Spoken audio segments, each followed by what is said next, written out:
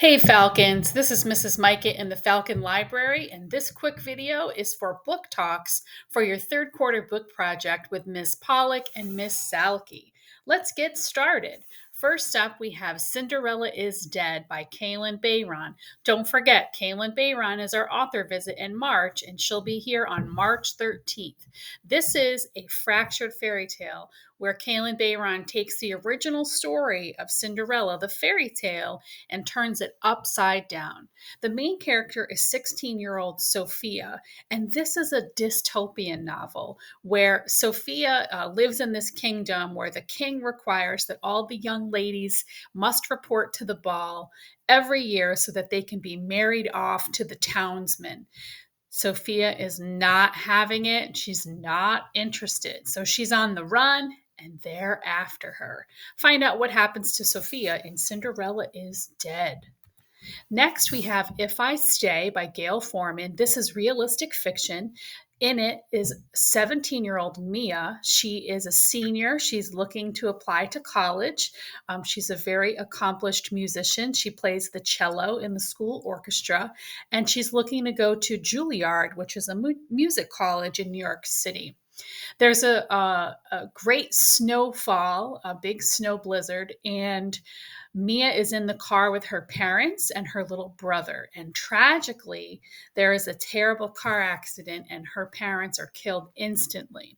Mia and her brother are hanging on for dear life in the intensive care unit at the hospital, and the doctors and nurses are working furiously to keep them alive. Mia has a out of body experience where she's watching all of this happen from above, and she's trying to decide if she should stay. Her boyfriend Adam is holding a vigil at her bedside, holding her hand, praying, trying to get her to stay. Find out if Mia chooses to stay. Is she going to make it or not? Next, we have Monster by Walter Dean Myers. This is an interesting title. As you can see from the front, we've got a lot of library medals, so it's won a lot of awards.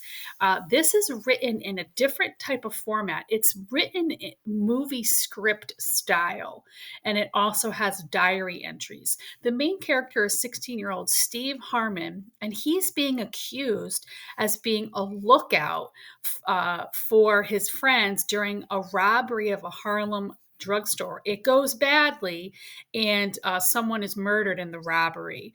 And so this is a courtroom drama where Steve is fighting for his life to be acquitted. Did he do it?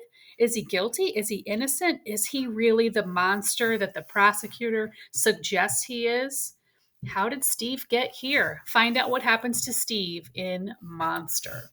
Next, we have The Christopher Killer. This is a forensic science mystery. It's a little bit of a thriller, a whodunit. 16-year-old Cameron is a teenager in Colorado, and her father is the county coroner. Coroners pronounce people dead at the scene, and he has his hands full because they keep having some dead bodies turn up due to murder, and now Cameron is working as his assistant. This book reads like a crime scene investigation. So if you like television shows like CSI, this one's for you. There's a serial killer in town, and he keeps leaving St. Christopher medals around the necks of the people that he's killing. And when Cameron is helping her dad investigate these murders, her best friend Rachel turns up dead. Find out what happens in The Christopher Killer. Who's doing this and why? Next, we have Queen of the Tiles. This is also a mystery and a whodunit. And the two main characters are Trina and Niwa, and they're both competitive Scrabble players. In fact, they compete in national Scrabble tournaments. And in this case, Niwa is suffering because Trina died at one of these Scrabble tournaments unexpectedly, and Trina was the winner of the competition. So what's going on? The following year, she returns to the championship, and unexpectedly, someone keeps posting to Trina's Instagram account, but she died a year ago. So how is that possible? What actually happened? She died unexpectedly, and it was not it was unexplained. So what really happened to Trina? So this is great. This is a on the edge of your seat. And if you like word games like Wordle, or if you like competitive games like Uno, this one is for you. Queen of the Tiles. Find out what happened to Trina. Next, we have two books by April Henry, who is the Queen of Mystery. Run, Hide, Fight Back. This is an active shooter situation in a mall in Portland, Oregon.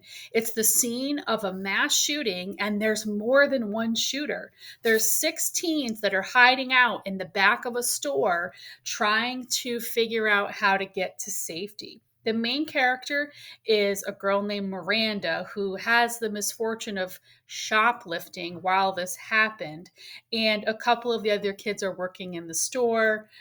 One kid is babysitting his younger sister, and they are trying to figure out a way to get out of the mall safely. Every chapter has like a map of the mall and some possible escape routes. See if they make it out in Run, Hide, Fight Back.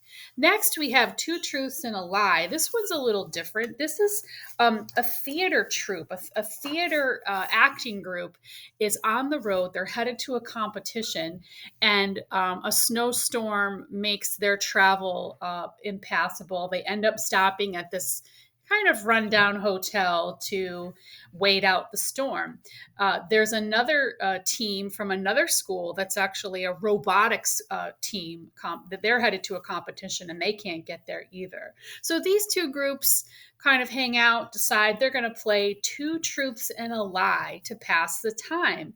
Well, someone anonymously reveals that, you know, they they've watched more than one person die, and the mystery begins. Someone winds up dead before dawn, and there's even animal footprints outside in the snow that they're being stalked by wild animals, so they can't leave the hotel to safety. There's no cell service. There's no internet. Help is not on the way. Find out what happens to the kids in the acting troupe in Two Truths and a Lie. Next, we have Sherman Alexie. This is a classic. It won the National Book Award years ago. It is one of my personal favorites. The main character is 14-year-old Arnold Spirit, and this takes place in the state of Washington in the Pacific Northwest. Arnold lives on the Native American reservation in his community, and the reservation is very bleak. There's lots of violence and alcoholism and poverty. And Arnold ends up leaving and transferring to the white school about 20 miles away from the Indian reservation.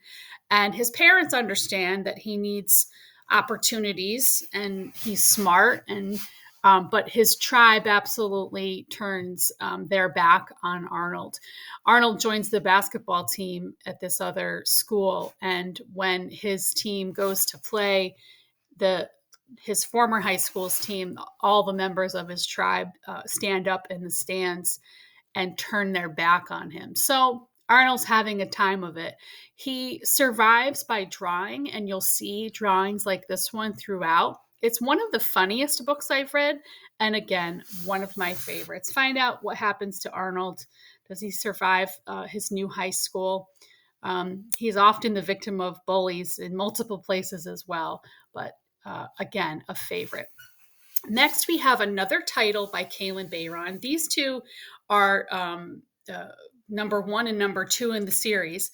In this Poison Heart, we have 16-year-old Briseis, and she is adopted. She lives in Brooklyn in New York City with her parents, and she has all of these supernatural powers that she doesn't understand. She can grow plants from a seed to a full-size plant by just touching them. She's really confused about her power, doesn't know how to use it well, and that's problematic with some poisonous plants. Anyway, her family gets a letter from her biological family. Her aunt has died and has left to her this old, dilapidated estate in upstate New York. And Briseis' parents and her decide to move up there. They get up there. There's like a greenhouse, and that's when all of the powers with her plants become more evident. Find out what happens to Briseis in this poison heart #1 and this wicked fate #2. What is her family trying to tell her or share with her? Why does she have these supernatural powers?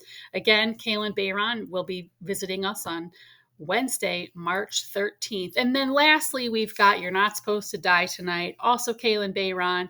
This is a horror story at its finest. Charity is in charge of this summer camp that's not really a summer camp. It's a haunted house experience where people pay and they buy tickets to be scared out of their wits by the staff. So Charity and her friends, they have fake blood, fake weapons, and they have this whole skit that they do with being at this haunted summer camp. Well, it turns out they're not alone up here at this summer camp, and someone turns up dead. Find out if Charity and her friends make it out alive.